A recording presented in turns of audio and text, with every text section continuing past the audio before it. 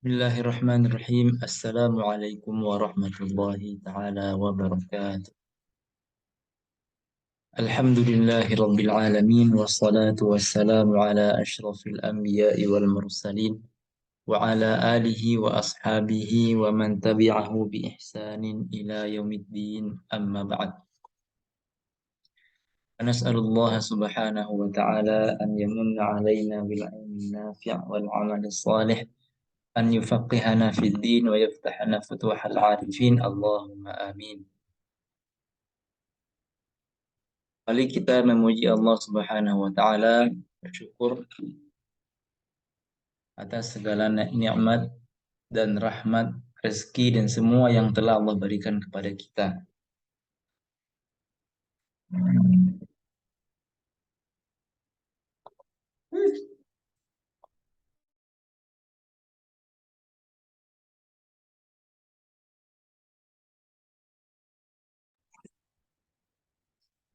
Senantiasa kita bersyukur kepada Allah Subhanahu wa taala yang selalu membimbing kita dan juga memberi kita taufik agar senantiasa khusyuk ketika salat kita. Sungguh telah Allah puji oleh orang-orang yang khusyuk ketika salatnya. Qad aflahal mu'minun alladzina hum fi salatihim khashi'un. Sungguh telah beruntung orang-orang yang beriman.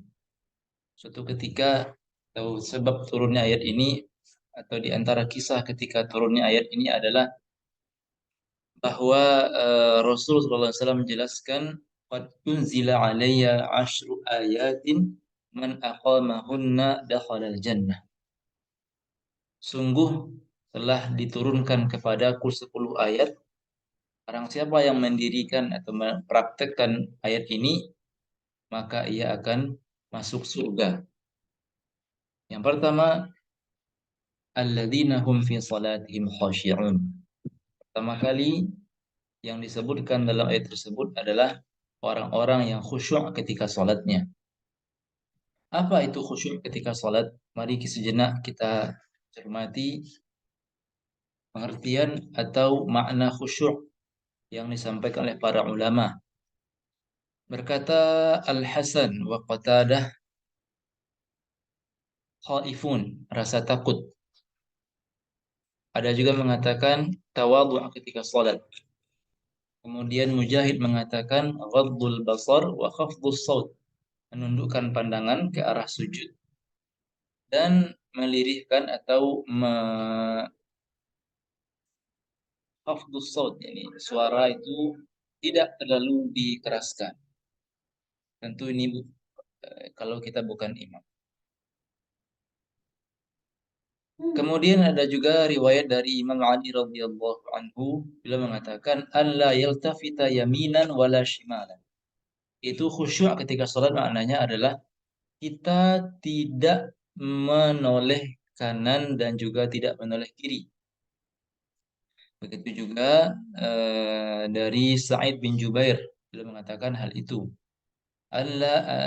Semakna dengannya alla ya'rif man ala yaminihi wala man ala yasarihi. Di antara ciri-ciri khusyuk adalah kita nggak tahu siapa orang yang sholat di samping kanan kita dan juga siapa di samping kiri kita, karena kita fokus pada Allah Subhanahu wa taala. Dan suatu ketika Ibunda Aisyah radhiyallahu anha bertanya kepada Rasulullah sallallahu alaihi wasallam tentang menoleh ketika sholat. Faqala huwa ikhtilasun yakhtalisuhu syaitanu min salatil abdi. Ia adalah ikhtilas. Ikhtilas itu adalah coba kita semacam korupsi atau curian. Ikhtalasa. Yakni curian atau copetan. Artinya setan telah berhasil mencuri kita ketika sholat, mencuri perhatian kita ketika sholat. Huwa ikhtilasun yakhtalisuhu syaitan, yang dicuri oleh setan dari sholatnya seorang hamba. Tentu ini yang dimaksud adalah menoleh dengan kepala ketika sholat, ketika berdiri contohnya menoleh dengan kepala atau dengan mata. Baik, ada tiga bentuk menoleh ketika sholat. Pertama menoleh dengan mata, arah kiri atau atas. Kedua menoleh dengan kepala, wajah. Dan ketiga menoleh dengan dada. Apa kira-kira hukum masing-masing menoleh itu? Pertama dengan mata. Hukumnya apa? Namanya khilaful aula, menyelisih sunnah. Adapun yang kedua, menoleh dengan wajah, hukumnya adalah makruh. Apakah membatalkan sholat? Tidak membatalkan sholat. Kecuali kalau kita sambil salam. Yang ketiga, menoleh dengan dada. Nah, ini membatalkan sholat. Karena di antara syarat sah sholat adalah menghadap kiblat dengan apa? Dengan dada. Seperti yang pernah kita sampaikan pada pembahasan syarat sholat. Pada hari itu nanti akan kita dapati beberapa tafsiran yang lain tentang khusyuk. Berkata Abu Hurairah radhiyallahu anhu, "Kana ashabu Rasulillah sallallahu alaihi wasallam yarfa'una absarahum ila as-sama' fi shalah." Dulu para sahabat itu ada di antara mereka yang mengangkat pandangan mereka ketika sholat ke langit. Falamma nazala, ketika turun ayat alladzina hum fi salatihim khashi'un ramau bi absarihim ila mawadhi'is sujud, maka mereka pun melemparkan atau mengarahkan pandangan mereka ke tempat sujud.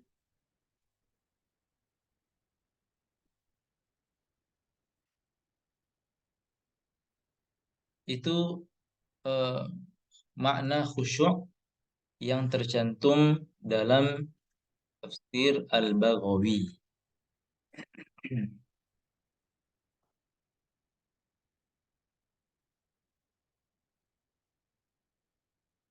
Kemudian juga Imam Ibnu Katsir rahimahullah taala mengatakan khusyuk ketika salat hanya bisa dicapai oleh orang yang mengosongkan hatinya atau memfokuskan hatinya untuk salat. Washtaghala biha amma adah, dan ia menyibukkan dirinya dengan salat dari hal-hal yang lainnya. Maka dari itu senantiasa sejatinya kita sebelum salat untuk menyelesaikan hal-hal yang berpotensi untuk mengganggu kekhusyukan kita ketika salat. Wa atharaha ala ghairiha, yang lebih mengutamakan salat daripada yang lainnya. Wa hina idzin takunu rahatan lahu wa qurrata ain. Maka dengan sempurnanya khusyuknya tadi dan tidak sibuk dengan perihal dunia, maka ketika itulah salat menjadi rehat bagi orang itu dan menjadi qurratu ain, penyejuk mata baginya. Sebagaimana Nabi mengatakan dalam hadis yang diriwayatkan oleh Imam Ahmad dan Nasa'i, bahwa beliau mengatakan hubbiba ilayya tib wan nisa. Telah dibuat cinta atau apa ya? Hubbiba ilayya tib wan nisa. Allah membuat bahwa aku itu suka kepada minyak wangi dan perempuan.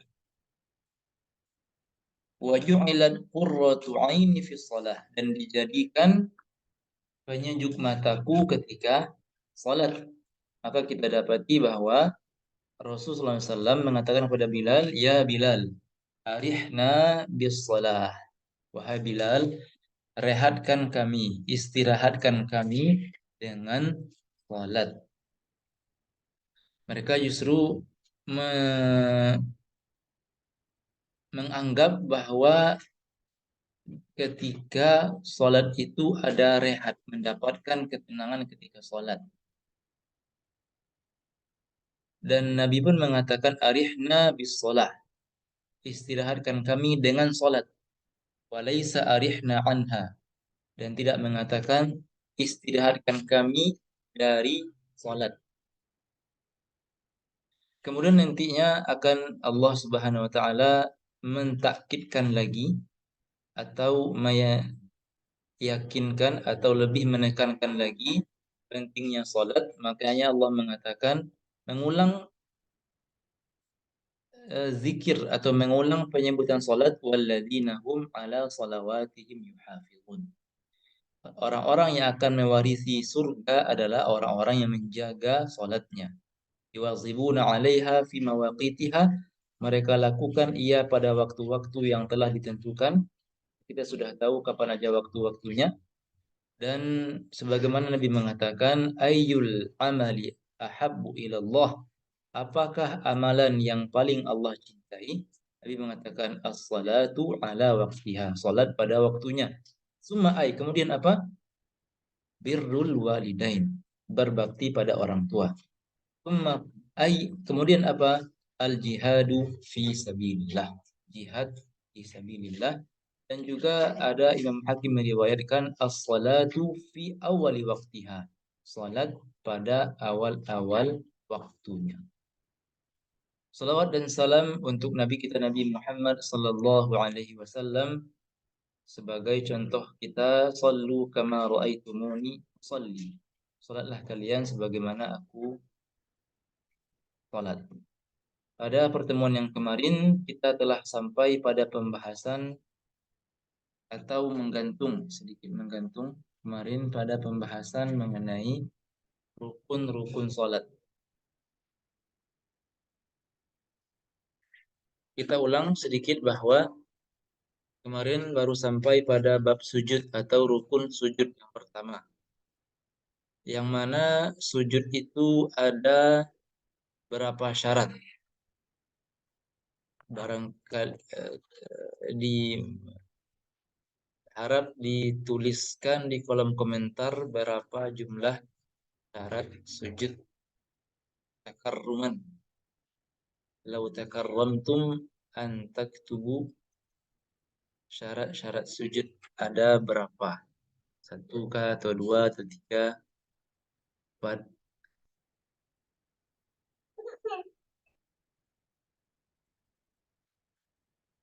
Kita tunggu 5 jawaban. Ada berapa syarat sujud? Syarat sujud. Baru 2 yang menjawab. Enggak apa-apa kalau sama pun jawabannya, enggak apa-apa.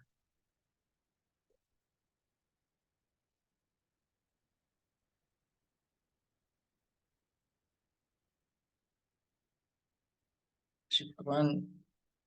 7. Ada 3 yang menjawab. Kita tunggu 2 lagi.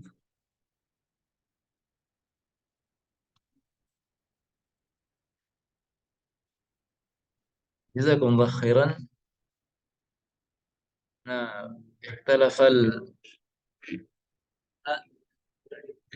terjadi perbedaan pendapat antara ahli fiqih. Ada yang mengatakan 7, ada yang mengatakan 5. Siapa pendapat siapa nih yang paling kuat? Ada juga mengatakan 3. Oh, 3 pendapat nih. 5, 7, 3. Kita mau mentarjih yang mana ya? Jadi syaratnya ada 5. Jazakumullah khairan. Pertama adalah meletakkan kening dalam keadaan terbuka. 2, bertumpu pada kepala. Yang ketiga, tidak sujud di atas hal yang bergerak bersama kita. Yang keempat, bagian pinggul lebih tinggi daripada bagian kepala. Kelima, meletakkan ini sujud di atas 7 anggota badan.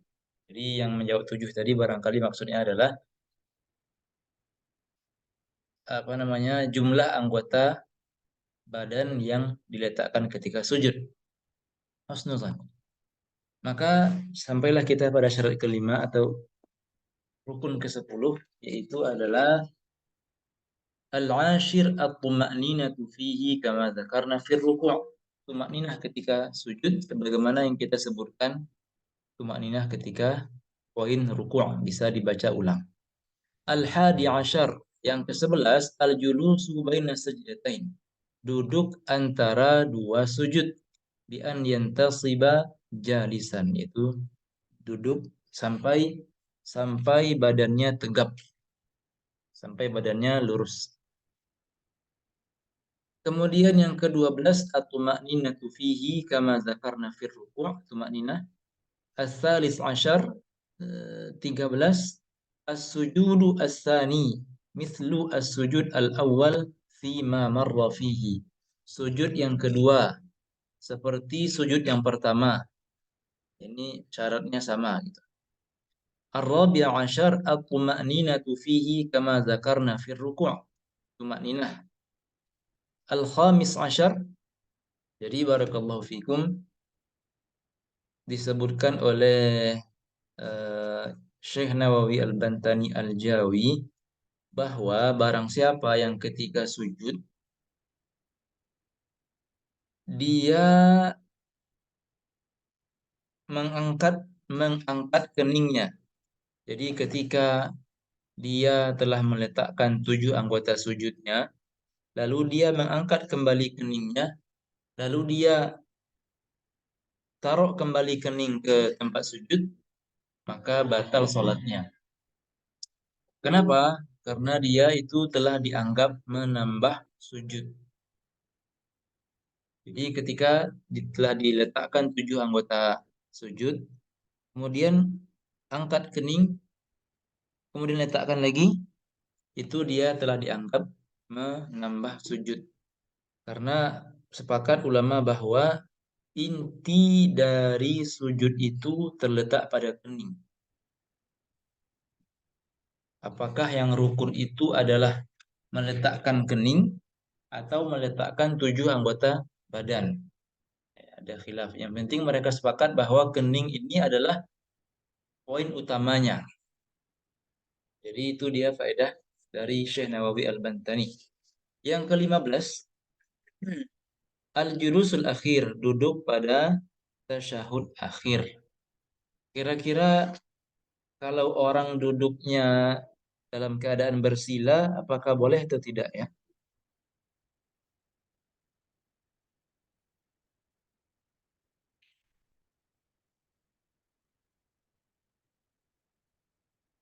Bersila.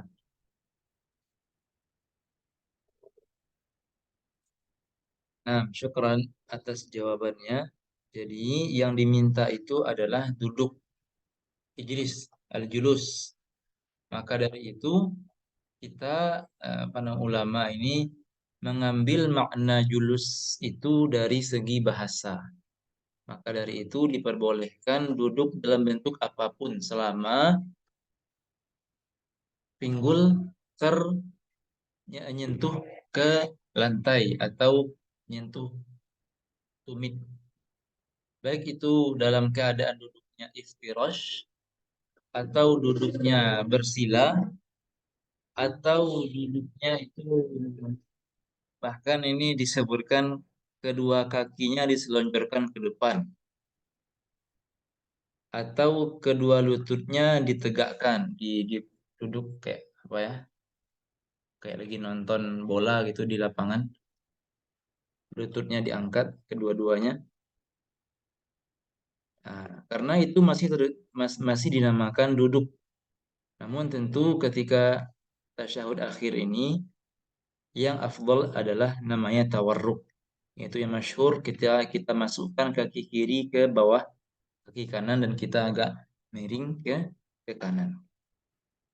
Jadi di sebagian tempat kita dapati bahwa ada orang barangkali sakit lutut, maka dia tidak bisa sujud, melainkan dia itu ketika sujud hanya kayak duduk di atas lutut saja.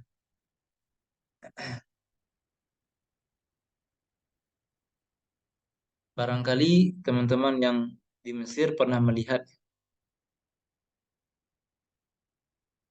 ketika sujud, ketika duduk itu mereka cuma ya tidak sampai meletakkan pinggul ke atas tumit, tetapi dia ya duduk di atas lutut, kayak orang pemain bola yang foto, yang belakangnya berdiri, yang depannya melutut.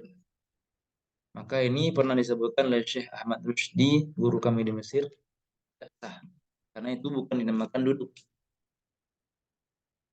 Yang ke-16 adalah qira'atu tasyahud fihi.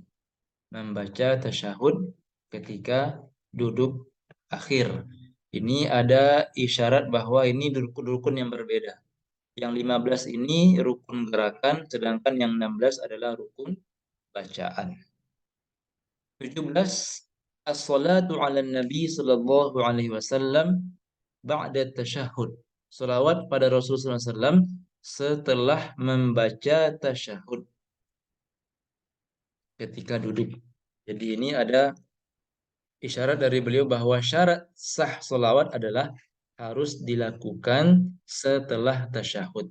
Tidak boleh mendahulukan salawat daripada tasyahud. Ada juga namanya duduk ik'a. Itu duduk ik'a itu masih pinggul masih nempel ke tumit. Tapi yang tidak sah yang Anda sebutkan tadi mirip ik'a, cuma pinggulnya itu ya nggak nempel. Ini tumit, ini pinggul, nggak nempel. Kemudian ini dia rukun yang ke-17, salawat pada Nabi SAW, dan dia ada lafaz minimalnya. Allahumma salli ala Muhammad. Jadi ini adalah lafaz minimal salawat. Kalau kita sudah membacanya, asyhadu an la ilaha illallah wa asyhadu anna Muhammad Rasulullah. Allahumma salli ala Muhammad. Assalamualaikum warahmatullah. Assalamualaikum warahmatullah. Sudah sah salat kita. Karena kita sudah melakukan hal yang wajib yang minimal.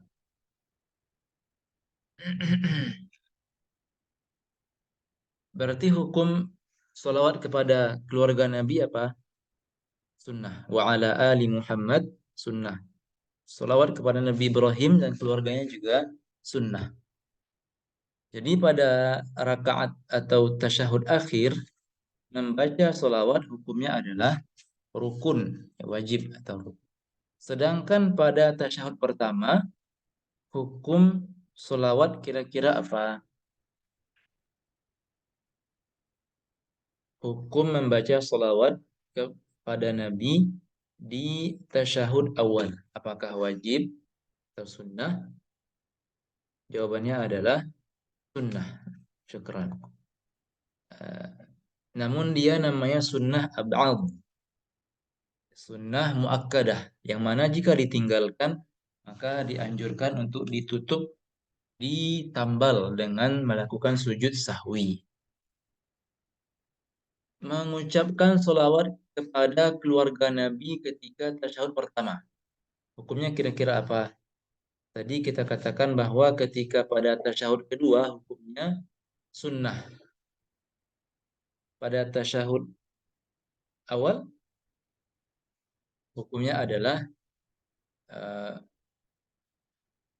la yusan, tidak disunnahkan. Jadi ketika tasyahud pertama itu kita cuma baca sampai Allahumma salli ala Muhammad. Kecuali kalau imam, kita sebagai makmum, imam panjang, belum juga berdiri imam. Maka boleh kita sempurnakan sampai mana sempurnanya? Sampai akhir, monggo.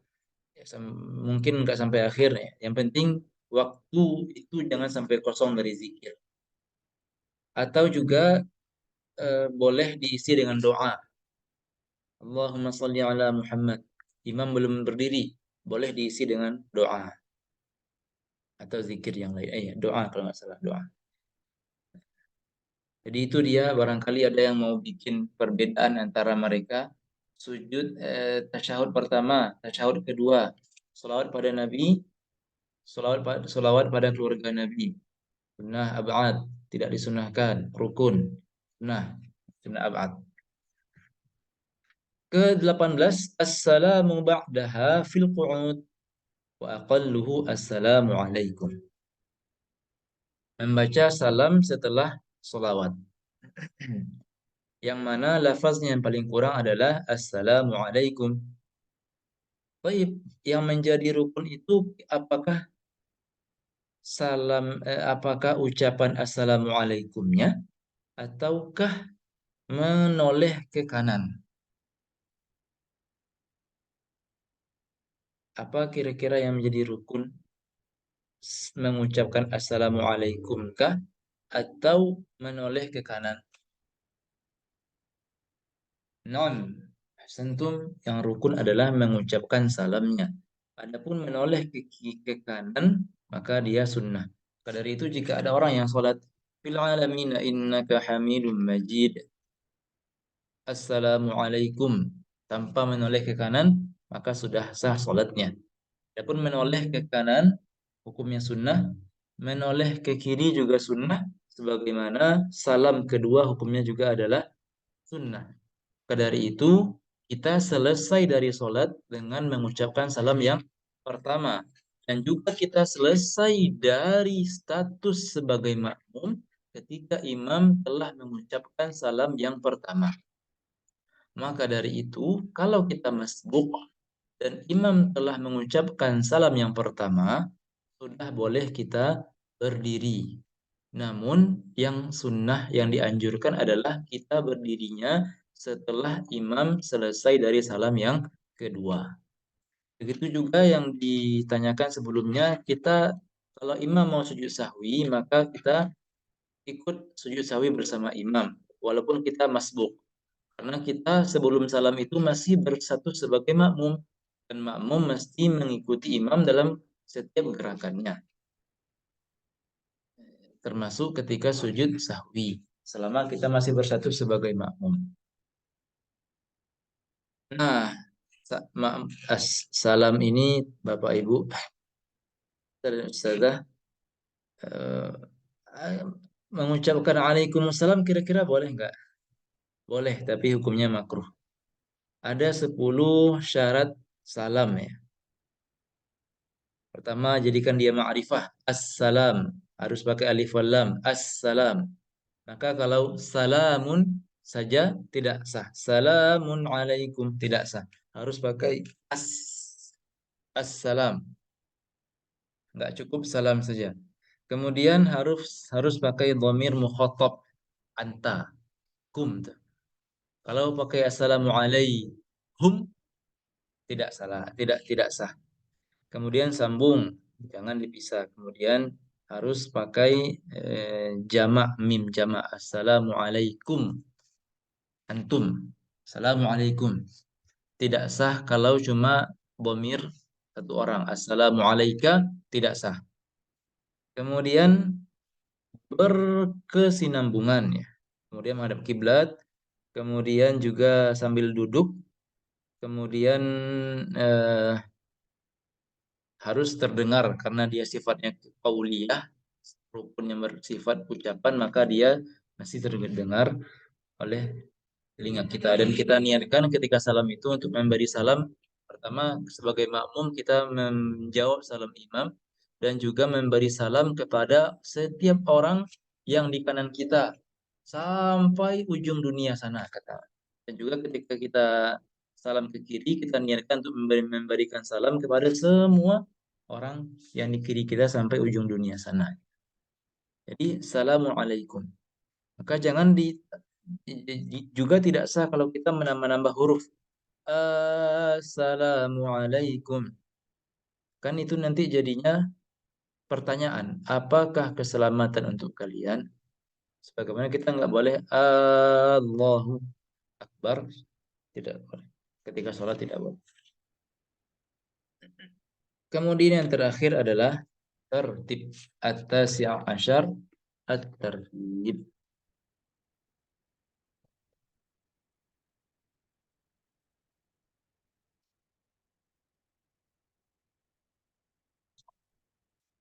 Kemudian beliau rahimahullah ta'ala, ini kita bacakan aja ya. At-tertib. Berurutan.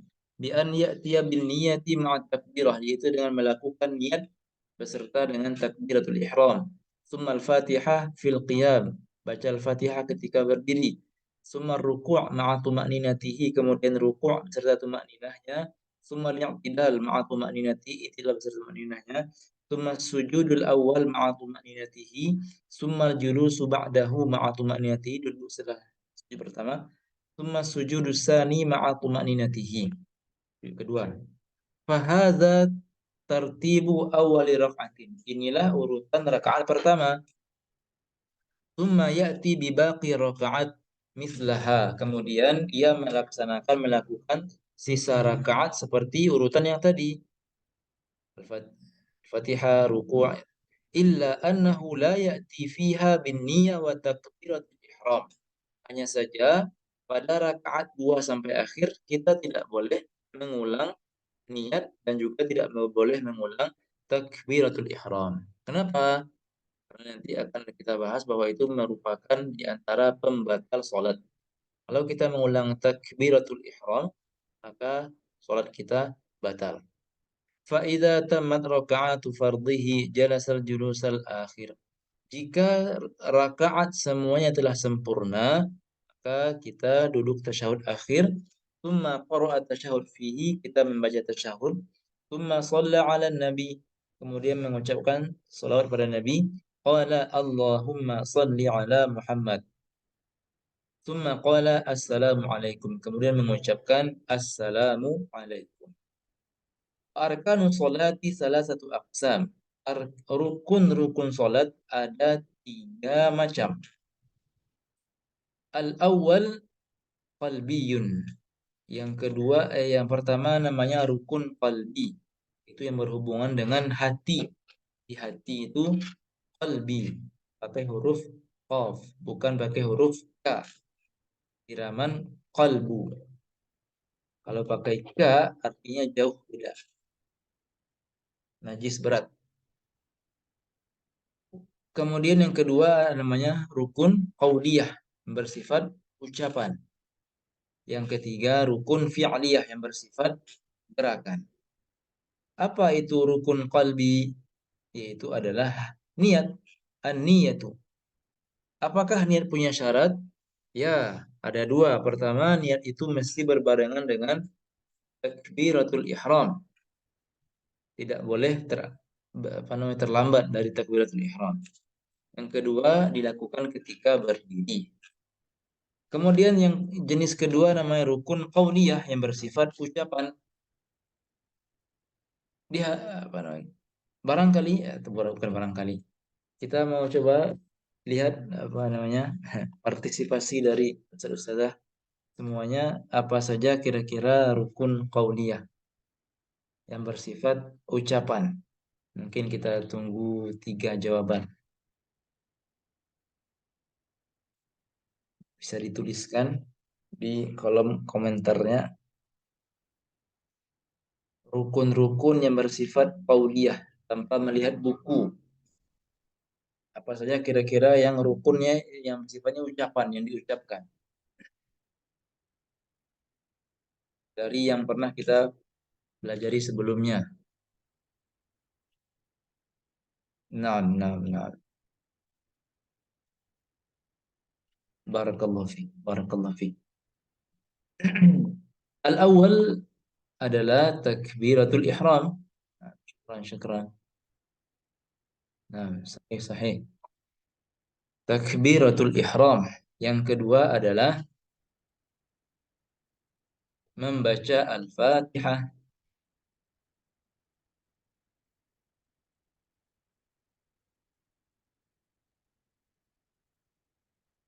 Yang ketiga membaca tasyahud. Yang keempat di sini ada semua di kitab ya. Salawat kepada Rasulullah SAW. As-salatu ala nabi. Yang terakhir adalah as-salam. Itu adalah mengucapkan salam. Salah satuha fil qa'dah fil ini salah tulis fil qa'dah al-akhirah. 3 dari nomor 3 sampai 5 ini dilakukan semuanya ketika apa? Ketika duduk tasyahud akhir. Berarti selain yang 5 ini hukumnya apa kira-kira? Hukumnya adalah sunnah. Jazakumullah khairan atas jawabannya semuanya. Seperti ta'awud, a'udzubillah hukumnya sunnah. Membaca iftitah hukumnya adalah sunnah. Zikir atau surat pendek hukumnya adalah sunnah. Membaca amin hukumnya sunnah. Ini dari segi hukum ya, teman-teman, ustaz-ustazah. Atau maksudnya mengetahui apakah kita mana yang berisiko berakibat pada tidak sahnya sholat kita. Itu cuma untuk mengetahui hal itu saja. Namun dari segi praktek tentu kita praktekkan walaupun dia hukumnya sunnah. Bagaimana yang pernah kami dengarkan dari Ustaz Adha Saputra ketika di Ar-Royah, para sahabat atau orang-orang dahulu itu melaksanakan mempraktekkan sunnah karena dia sunnah Nabi. Tetapi kita zaman-zaman sekarang ini meninggalkan sunnah karena dia cuma sunnah. Karena dia sunnah. Sama alasannya cuma cuma konteksnya berbeda. Mereka melaksanakan sunnah karena dia sunnah. Tapi kita meninggalkan yang sunnah karena dia cuma sunnah. Karena dia sunnah. Nggak wajib. Nggak wajib. Nggak wajib. Nggak apa-apa kok. Wal'ayazubillah. Wafaqani Allah wa iyyakum fi kulli wa yarda. Kemudian juga apalagi tadi ya? Surah pendek. Takbir intiqal. Takbir ketika pindah itu. Allahu Akbar, ruku' sami Allahu liman hamidah, zikir i'tidal, zikir sujud, zikir duduk antara dua sujud. Hukumnya adalah sunnah. Sunnah apa Ustaz? Sunnah hayat namanya, sunnah hayat. Barakallahu fikum. Nah,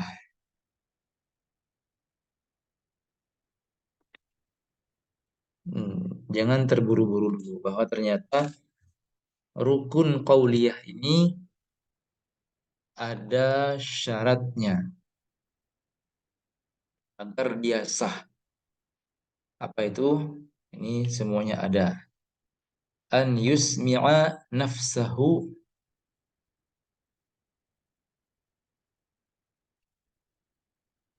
idza lam yakun asam wala mani' rihin wala ghatin wa nahwihima.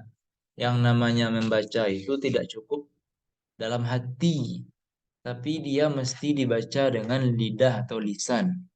Dan juga tidak cukup dengan hanya menggerak-gerakkan bibir, namun dia mesti ada suara. Itu yang namanya qira'a, membaca. Kita didapatkan dalam kitab Al-Majmu' Imam Nawawi rahimahullah ta'ala. Ya, tentu kita mendengarkan bacaan kita pada telinga kita sendiri selama orang itu tidak tuli ya, atau tidak ada suara bising yang lain. Maksud mendengarkan pada diri sendiri yang mana kira-kira ketika suasana tenang itu kita bisa mendengar. Kemudian kalau seandainya orang itu ternyata tuli, rofa atau ada halangan, maka dikira-kira saja, oh kalau saya sholat di tempat yang tenang, ini kayaknya saya atau Ana bisa dengar nih suara ini. Maka cukup ucapkan atau lafazkan bacaan itu sebagaimana kita biasa mendengarnya ketika dalam keadaan sunyi. Jangan sampai nanti ketika kita sholat di tepi jalan, kemudian ada orang memakai knalpot racing atau yang keras-keras itu, kita juga mengangkat suara sampai kita mendengar Bismillah. Tapi angkatnya adalah coba diingat-ingat ketika kita sedang tenang, ketika suasana tenang. Oh, ini dengar nih segini nih. Nah, maka cukup angkat suara sebatas itu saja. Yang kedua syaratnya adalah tidak mengurangi satupun dari tasydid dan huruf-hurufnya. Ini tasydid dan huruf-huruf ini bisa didapatkan di kitab Safinatun Najah. Takbir berapa tasydidnya? Satu, Allahu Akbar. Bisa nanti dibaca. Al-Fatihah berapa tasydidnya? 14. Jangan kurangi huruf, apalagi pada kata iyaka. Harus iyaka, tasydid ya-nya. Kenapa? Kalau tidak maka maknanya adalah cahaya matahari. Seakan-akan dia mengatakan hanya cahaya matahari yang aku sembah. Seakan-akan dia mengatakan itu. Jangan sampai hilang atau berkurang jumlah hurufnya. Berapa jumlah huruf Al-Fatihah? 155. Ada yang mengatakan 141. Terjadi perbedaan pendapat. Ini merupakan isyarat pada kita agar kita lebih dalam lagi dalam mempelajari tajwid minimal Al-Fatihah. Kemudian juga jangan ganti-ganti huruf. Ya. Kalau akbar itu diganti dengan wa, Allahu Akbar, maka tidak sah. Kemudian tidak mengubah huruf ha, harus ha, jangan ha. Ko jangan sampai ka. Ih, ih, ih, dina, dina. As-siratal mustaqim, salah. Mustaqim harus pakai qaf. Kemudian juga yang ketiga mengucapkannya dari makharijul hurufnya. Yang keempat tidak mengubah harokat-harokatnya. Jangan sampai ihdinas siratal mustaqim, siratal ladzina an'amta alaihim.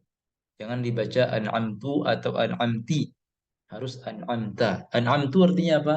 Yang aku beri nikmat. An'amti, yang kamu perempuan telah beri nikmat pada mereka. Ini kan merubah makna.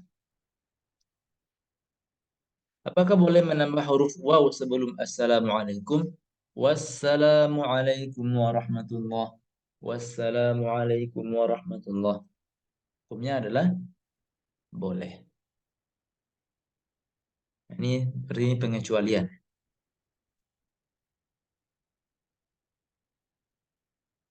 Pembagian ketiga adalah kun fi'liyah yang berupa gerakan.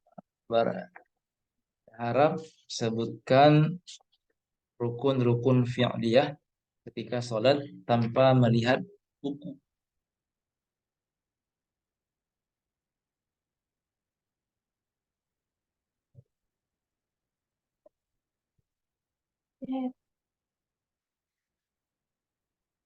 Kerendahan hati dari ustadzah semuanya diharapkan untuk menuliskan rukun-rukun fi'liyah yang berupa gerakan. Satu sudah kita jelaskan, berdiri, sudah kita tampilkan di sini. Berdiri.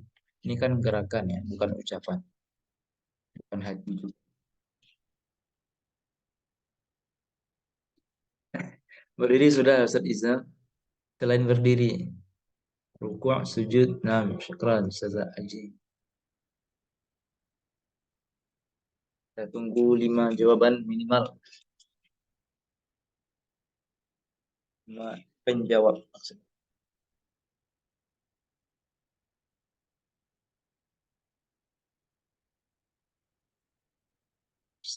Fakri berdiri, rukuk, dan sujud.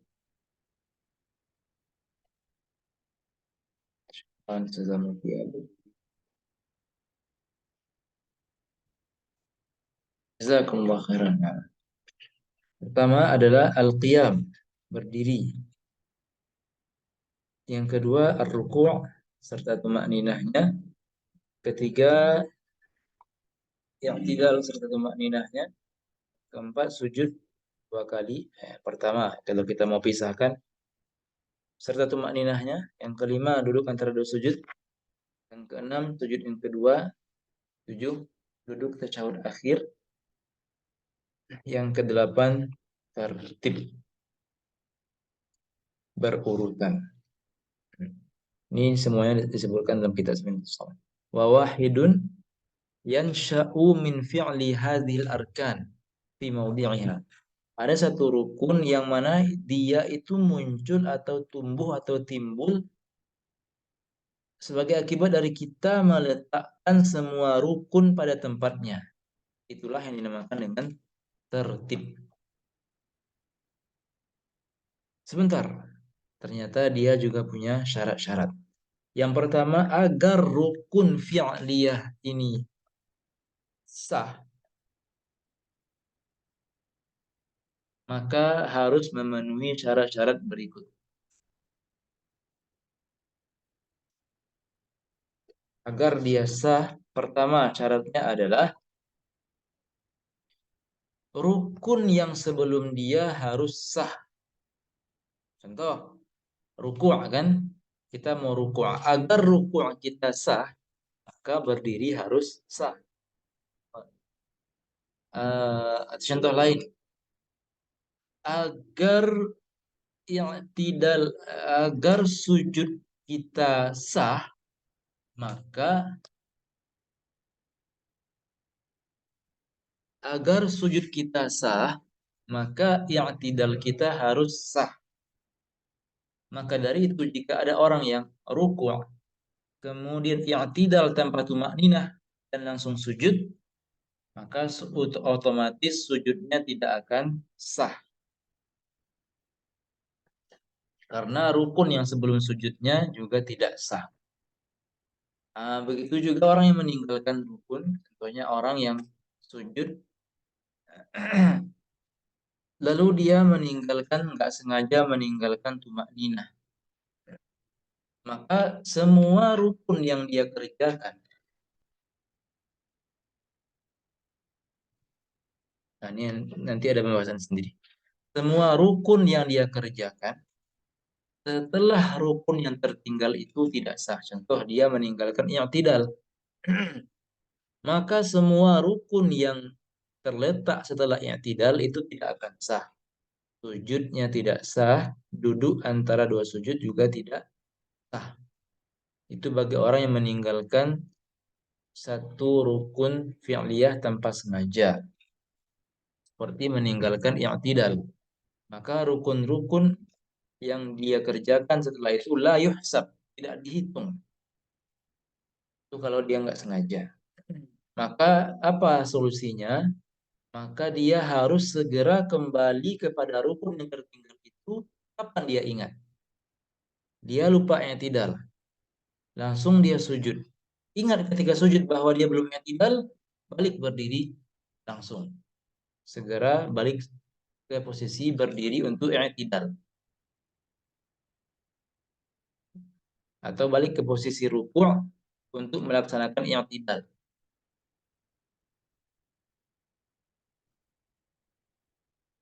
Kecuali kalau kita sudah rest, sudah apa namanya satu lap ya. Eh, Ingatnya nanti pas di rakaat berikutnya. Dia lupa i'tidal. Baterai ya sebelum. Afwan.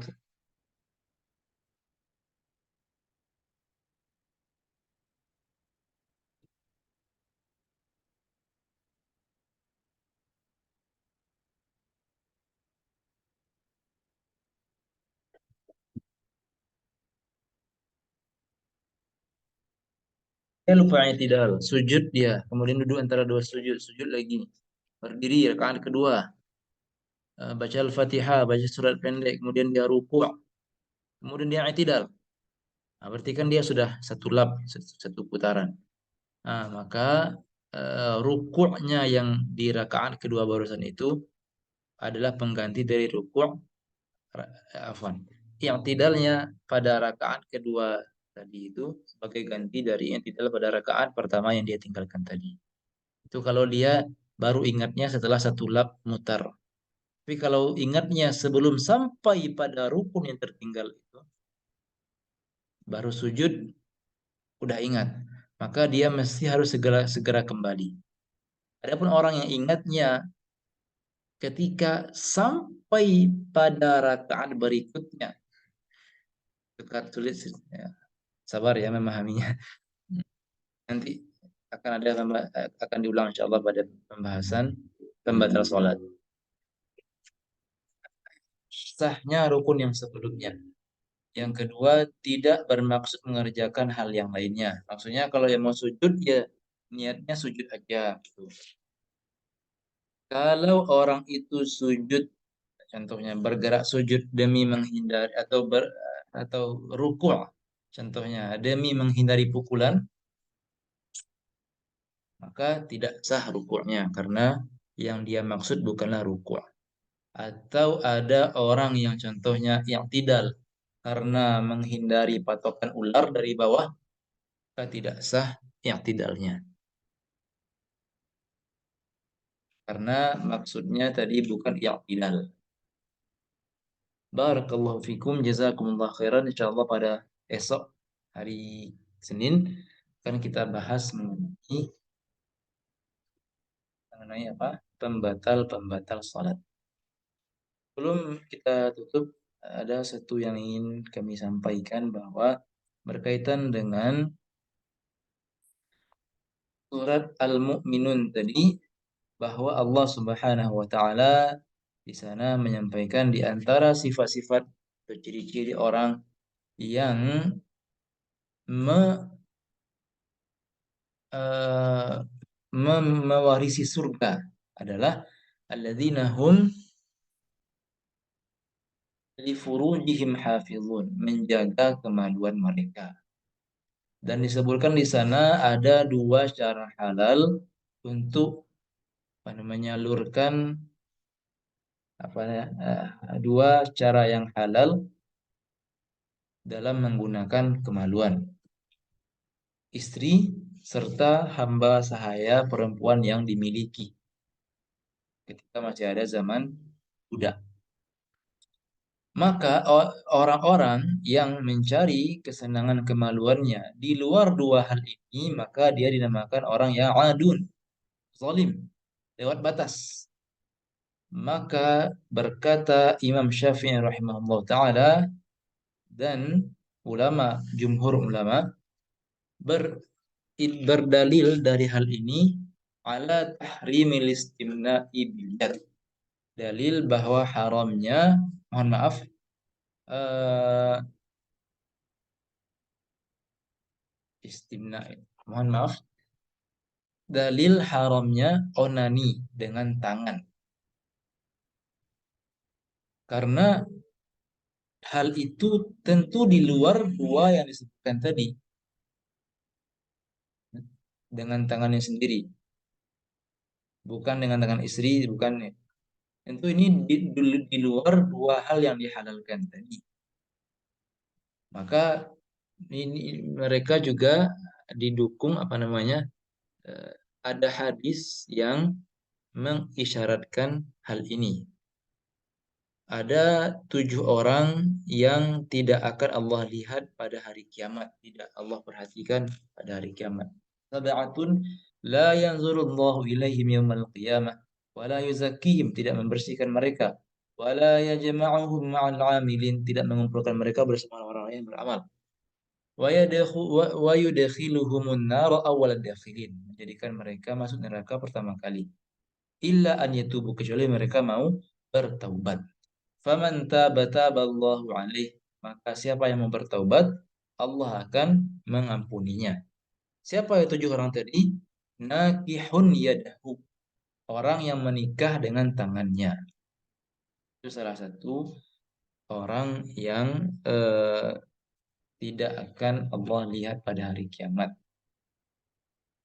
Imam Al-Baghawi rahimahullah ta'ala juga senada dengan hal itu mengatakan bahwa ya tentu dua hal tadi merupakan cara yang halal untuk kemaluan. Sedangkan ayat wa ma malakat aimanuhum, hamba sahaya yang boleh digauli, ini tentu khusus bagi laki-laki ya, yang boleh, laki-laki yang boleh eh, berhubungan dengan hamba sahaya perempuannya. Adapun tuan, wanita yang berposisi sebagai tuan, maka dia tidak diperbolehkan berhubungan dengan budak-budak laki-laki yang dia miliki. Fa innahum ghairu malumin, maka jika kita bisa menjaga kemaluan, maka kita tidak tercela. Tentu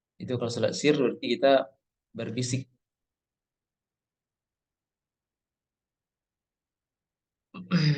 Jika kita menjelang salam, bacaan solawatnya terlupa. Jadi menjelang salam, baca solawatnya terlupa. Jadi terbaca Allahumma sholli ala ali Muhammad contohnya. Dan baru tersadar dan baru baca solawat Nabi ketika wabarik ala Sayyidina Muhammad. Bismillahirrahmanirrahim. Jika kita sebelum salam nih, oke, lupa baca solawat Allahumma sholli ala Muhammad nggak terbaca.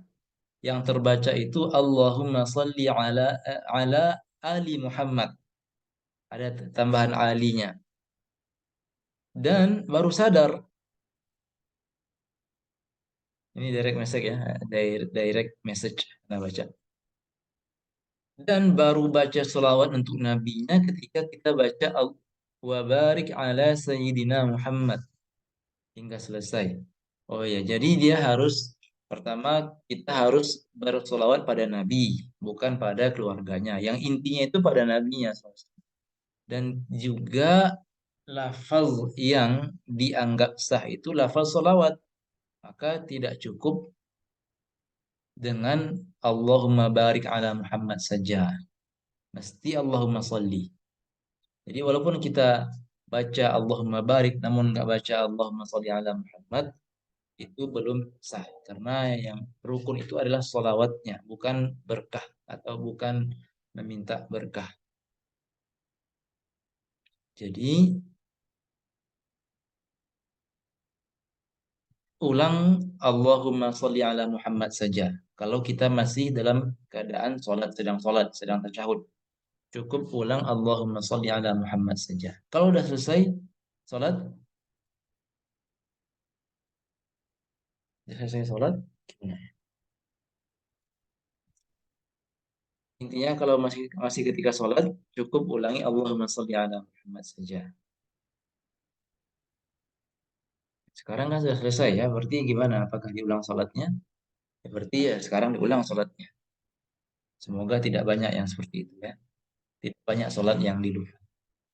Apa hukum dalam keadaan sholat isbal bagi laki-laki? Jazakumullah khairan. Wa iyyakum ummu ummu khaira. Pertanyaannya hukum isbal baik ketika sholat maupun di luar sholat hukumnya ya, terlarang atau pendapat mu'tamad mazhab Syafi'i makruh.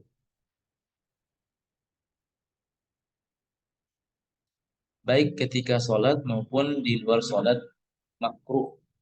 Dan juga kita ketika sholat itu di antara hal yang makruh ketika sholat adalah menggulung menggulung pakaian. Maka barang siapa yang celananya panjang lalu untuk menghindari isbal dia gulung celananya. Nah, kan ini kan maju kena mundur kena. Enggak digulung terkena ancaman isbal. Digulung makruh ketika sholat. Maka dari sini ada namanya kaidah menempuh jalan yang paling ringan kemudaratannya. Dilihat bahwa kemudaratan atau ancaman isbal itu lebih lebih ancamannya lebih apa ya lebih keras. Sedangkan ancaman menggulung pakaian ketika sholat lebih ringan. Maka dari itu nggak apa-apa hindari ancaman isbal. Gulung saja atau lipat saja celana ketika sholat. Walaupun itu makruh ketika sholat. Karena kita sekarang itu ya terjebak dalam dua hal mudarat. Maka kita pilih mudarat yang paling rendah. Yaitu menggulung pakaian atau melipat pakaian ketika sholat. Karena ancaman isbal itu kan ada ada nerakanya. Allah taala alam bis-shawab. Jazakumullah khairan wa barakallahu fikum. Semoga Allah berkahi waktu antum semuanya dan antuna yang telah menyempatkan diri untuk hadir atau belajar Sabinatus Shalah ini, amin ya rabbal alamin. Kita sudahi dengan doa kafaratul majlis. Subhanakallahumma wa bihamdika asyhadu an la ilaha illa anta astaghfiruka wa